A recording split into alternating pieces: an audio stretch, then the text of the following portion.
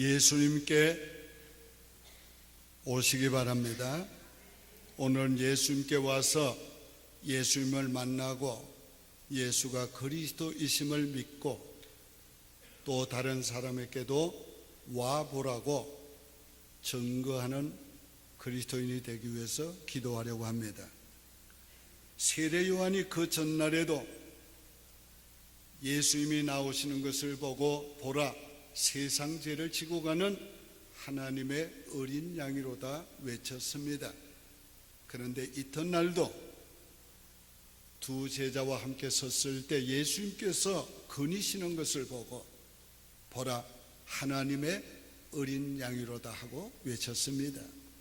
그 말을 듣고 함께 서 있던 두 제자가 예수님을 따라갔습니다. 어제 말씀할 때는 제자들이 그런가 했는데 또 같은 말씀으로 반복하니까 이제는 흥미가 생긴 것 같습니다. 관심이 생긴 것 같아요. 그래서 예수님을 따라가게 됐습니다. 오늘 우리가 전도할 때도 첫 번, 두 번 해서 반응이 없어도 계속 전도하는 것이 필요한 줄을 압니다. 예수님 두 제자가 따라오는 것을 돌이켜 보시고 무엇을 원하느냐 물으셨어요. 오늘 예수님을 따라가는 사람들 무엇을 원하는가가 중요합니다. 목적이 중요합니다. 두 제자는 무엇을 구하기 위해서 따라간 게 아니었어요. 예수가 그리스도신가 알아보기 위해서 갔습니다. 오늘 우리가 왜 교회에 나오느냐, 왜 예수를 따르느냐, 목적이 중요합니다. 우리가 어떤 것을 구해서가 아니라 예수가 그리스도신가 알기 위해서, 예수를 만나보기 위해서 와야 합니다. 그래서 두 제자는 선생님 어디 계십니까? 어디 머물고 계십니까? 물었습니다. 예수님께서 와 보라고 했습니다. 이 단순하고도 절대적인 명령을 순종하고 그래서 가서 보고 그날 유하고 예수가 그리스도신 것을 알게 되었습니다. 이스라엘 백성들은 오랜 세월 동안 메시아를 기다렸습니다. 이 메시아를 소망하면서 그 어려운 고난을 참고 이겨 온 백성입니다. 바로 그 메시아를 만났으니 얼마나 감격했을까요? 아마 상상컨대 막 흥분해서 그날 밤잠을 자지 않았을 겁니다. 오늘 우리도 진짜 예수님을 만나기 위해서 나오는 사람은 예수를 만나게 됩니다. 그리고 예수가 그리스도심을 믿게 될 것입니다. 첫째, 예수님을 알려면 와 보시기 바랍니다. 39절에 예수께서 이르시되 와서 보라. 그러므로 그들이 가서 계신 데를 보고 그날 함께 거하니 때가 10시쯤 되었더라. 오늘 우리가 예수님께 와 보아야 합니다. 우리가 예수님을 만나는 것은 우리 인생의 어떤 한 시간, 어떤 한 사건이 아닙니다. 오늘 이건 절대적인 사건이옵니다. 오늘 우리는 예수님을 만나는 것이 우리 인생의 최대의 과제요, 시급한 문제입니다. 왜냐하면 예수님을 만나야 오늘 우리가 영생을 얻기 때문에 그렇습니다. 예수님 말씀하기를 영생은 곧 유일하신 참 하나님과 그의 보내신 자 예수 그리스도를 아는 것이라 하셨습니다. 오늘 우리가 예수님을 지식적으로도 바로 알아야 합니다. 그러나 그것만 가지고 부족합니다. 인격적으로 알아야 합니다. 아무리 세상 지식이 많아도 예수를 알지 못하면 구원받지 못하고 지옥 갑니다. 아무리 세상 지식이 없어도 유치원생 같아도 예수를 알면 구원을 얻고 영생을 얻고 천국 갑니다. 예수님을 알아야 영생을 얻습니다. 예수님을 알기 위해서는 예수님께 와야 합니다. 우리가 배워서 아는 것과 경험적으로 아는 것은 다릅니다. 경험적으로 아는 것이 더 확실한 것입니다. 예수님 당시에 개인적으로 예수님을 가서 보고 만난 사람은 다 예수가 그리스도심을 알게 되었고 믿게 되었습니다. 그러나 대중 속에서 예수를 멀찌감치 바라본 사람들은 예수가 그리스도심을 알지 못했고 믿지 못했습니다. 예수님의 소문을 그저 듣기만 했던 사람들은 예수가 그리스도심을 알지 못했고 믿지 못했습니다. 안드레도 처음에는 세례 요한이 보라 세상 죄를 지고 가는 하나님의 어린 양이로다 했지만은 그저 호기심만 가졌습니다. 그래서 그 이튿날 두 번째 보라 하나님의 어린 양이로다고 외칠 때는 따라가게 된 것이고, 따라갈 때에 선생님이랬습니다. 왜? 그때까지 그가 예수가 그리스도인 줄 몰랐습니다. 그러나 예수님께 가서 보고 함께 유한 후에는 그가 예수가 그리스도신 줄 알았습니다. 자, 이거 굉장히 중요한 말입니다. 오늘 우리가 함께 살아봐야 압니다. 함께 경험해봐야 압니다. 함께 사는 것보다 더 깊이 아는 방법이 없는 것입니다. 예수님을 알기 위해서는 예수님께 와서 예수님과 함께 삶을 나누어 보아야 합니다. 교제해 보아야 합니다. 여러분 예수님을 알기 원하십니까? 그럼 예수님께 오십시오. 예수님께 오면 요한처럼 그분이 태초부터 말씀으로 계셨던 분인 것을 알게 될 것입니다. 예수님을 알기 원하여 예수님께 오기만 하면 그분이 바로 우리의 죄를 담당하시고 십자가에 죽으신 분이고 우리 의를 위해 생명을 위해서 부활하신 분인 걸 알게 될 것입니다. 예수님을 알기 원하면 예수님께 와보세요. 그러면 그분이 모든 문을 헤치고 부활하신 분이요, 그분이 바로 죽음을 정복하신 분임을 알게 될 것입니다. 예수님을 알기 원하면 예수님께 마음으로도 와야 합니다.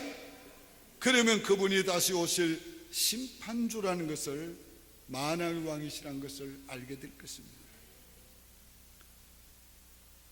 여러분 왜 오늘 우리 교회 왔죠?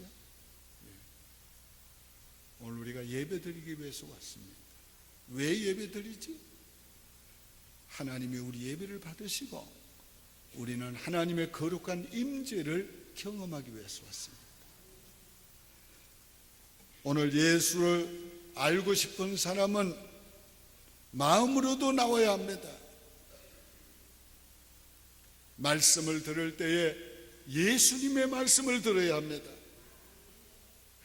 우리가 성경을 읽을 때도 성경 속에서 예수님을 찾아야 합니다. 예수님을 보아야 합니다. 예수님의 음성을 들어야 합니다. 우리가 그러기 위해서 성경을 읽으면 창세기 1장 1절에 벌써 예수님이 보입니다.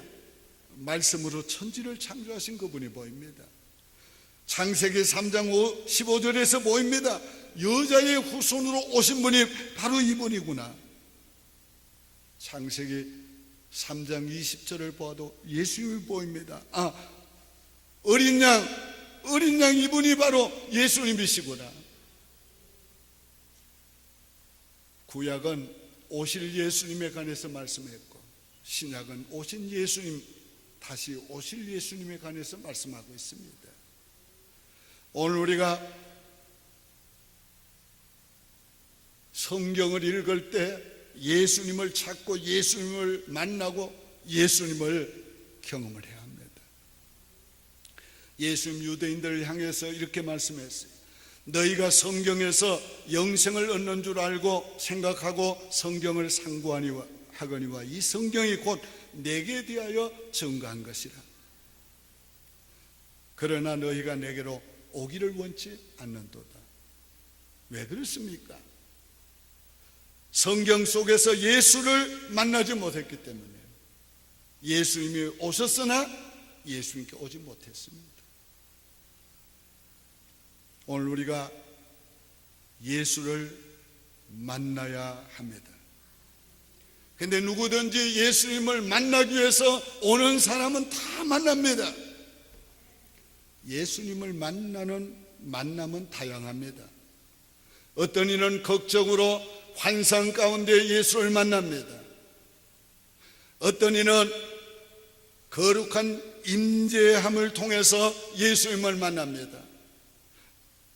예배를 드리는 순간, 기도를 하는 순간 거룩한 주님의 임재하심을 느끼게 됩니다. 그럴 때 가슴이 뜨거워지기도 하고 눈물이 쏟아지기도 하고 감격하기도 하는 것입니다.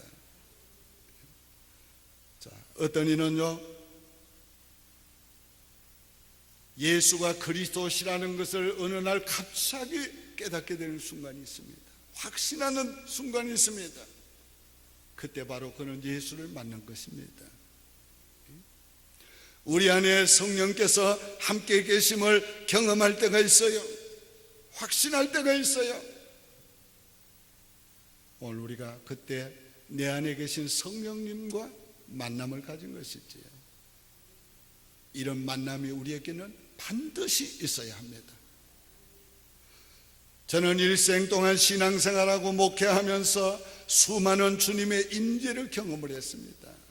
그러나 잊지 못하는 경험 하나는 제가 어린 시절 기도원에 가서 한 바위 위에 앉아서 찬송을 부르기 시작했습니다. 인애하신 구세주여 내 말 들어서 죄인 오라 하실 때 날 부르소서. 이 찬송을 얼마나 불렀는지 모르겠습니다. 몇 시간 이 찬송을 눈물을 흘리면서 불렀습니다. 왜요? 그때에 성령께서 내게 임재하신 걸 느꼈어요. 성령께서 내 마음을 감동하고 성령께서 내게 나를 울리실 때 눈물이 그치지 않았어요. 오늘 우리가 예수님을 만나야 합니다. 그러면 어떻게 됩니까? 두 번째로 예수님을 만나고 나면 인생이 달라집니다. 40절 이하에 봅니다. 요한의 말을 듣고 예수를 따르는 두 사람 중에 하나는 시몬 베드로의 형제 안드레라. 그가 먼저 자기의 형제 시몬을 찾아 말하되 우리가 메시아를 만났다 하고, 메시아는 번역하면 그리스도라. 데리고 예수께로 오니 예수께서 보시고 이르시되 네가 요한의 아들 시몬이니 장차 게바라 하리라 하시니라.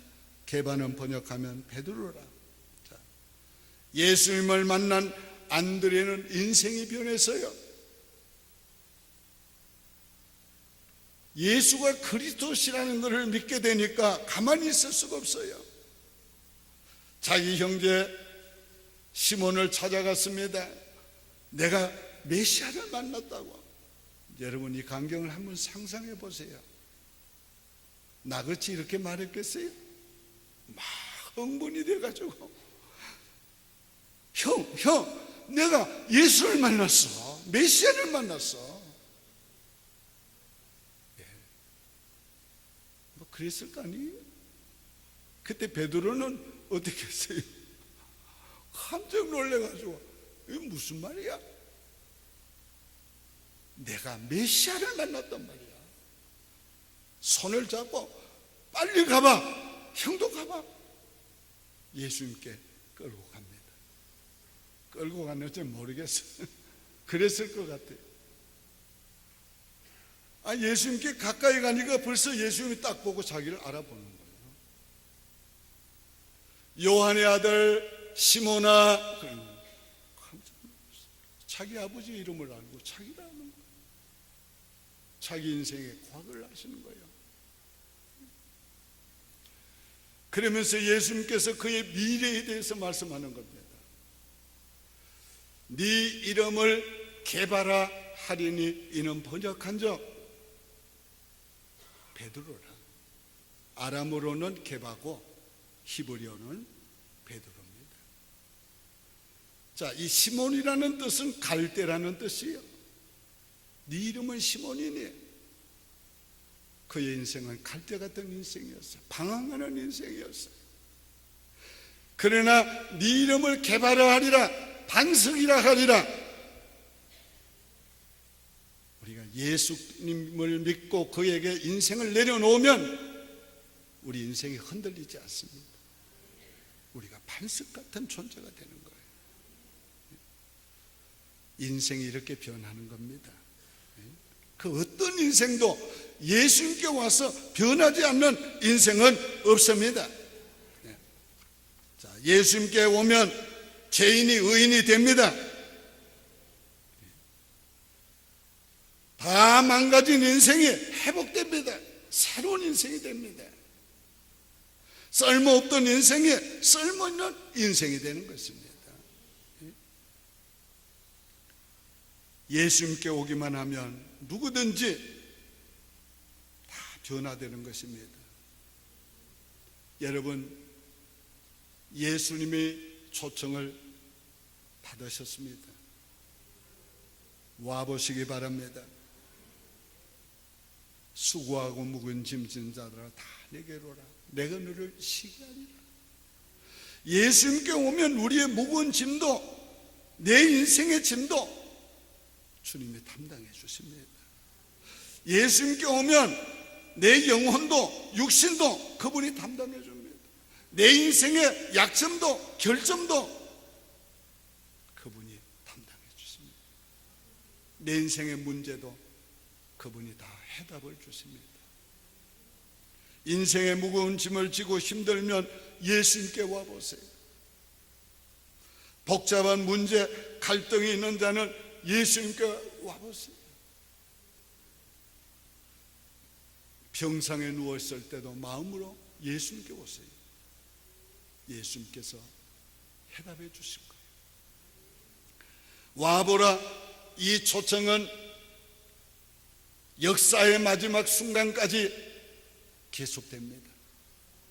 그날 예수님 다시 오시면 더 이상 초청이 없습니다. 그대는 심판이 있을 뿐입니다. 와보라, 예수님을 알게 되리라. 와보라, 예수가 그리스도이심을 믿게 되리라. 와보라, 예수가 네 인생을 바꾸어 놓으리라. 변화시켜 주리라. 믿습니까? 기도드리겠습니다. 오직 주의 사랑에 매여 내 영 기뻐 노래합니다.